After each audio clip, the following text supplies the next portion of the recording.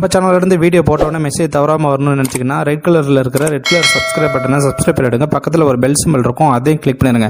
சரி, வாங்க வீடியோக்குள்ளே போகலாம். வணக்கம் நண்பர்களே. வீட்டுக்கு வெளியே நாய் சத்தம் கேட்டு வெளியே வந்தார் வீட்டு முதலாளி. தனது வீட்டு கேட்டு முன் நின்று கொண்டிருந்த உயர் ஜாதி நாயை அப்போதுதான் கவனித்தார் அந்த வீட்டு முதலாளி. அது நீண்ட நேரமாக நின்று கொண்டிருந்ததாக தோன்றியது அவருக்கு. அவரையே கண் கொட்டாமல் பார்த்து கொண்டிருந்தது அந்த உயர் ஜாதி நாய்.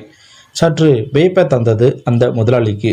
மேலும் 5 நிமிடம் கழித்து மெதுவாக விசிலடித்து கூப்பிட்டார் அந்த வீட்டு முதலாளி. உடனே அது 4 கால் பாய்ச்சலில் உள்ளே ஓடி வந்து அவர் அருகே நின்றது. ஆசையுடன் அதன் கழுத்தை தடவி கொடுத்தார் அந்த வீட்டு முதலாளி. பதிலுக்கு அதுவும் அவரது கால்களை நக்கியது.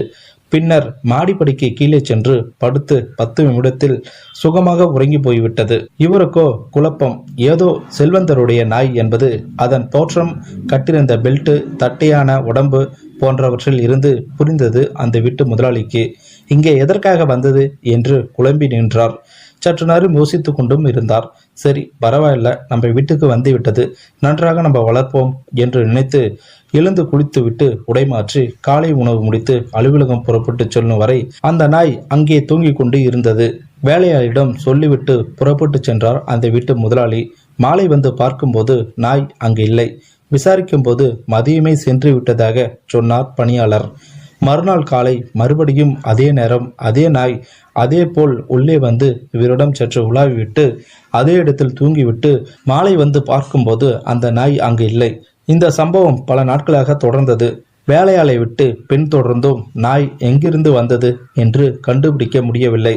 ஒரு நாள் ஒரு துண்டு சீட்டில் விவரம் எழுதி கழுத்தில் கட்டி அனுப்பினார் முதலாளி. மறுநாள் அந்த நாய் வரும்போது கழுத்தில் வேறொரு துண்டு சீட்டு இருந்தது.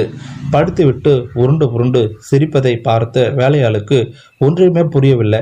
என்னடா நம்ம முதலாளி இப்படி உருண்டு புருண்டு சிரிக்கிறாரே, என்னாச்சு இவருக்கு? அப்படி அந்த கடிதத்தில் என்னதான் எழுத்து இருந்துச்சு அப்படின்னு வேலைக்காரனுக்கு ஒரே பதட்டம். அதை தெரிஞ்சுக்கணுங்கிற ஒரே ஆர்வம் கூட இருந்துச்சு. அப்படி என்னதான் எழுதியிருந்தது? அன்பு மிக்கவருக்கு வணக்கம்.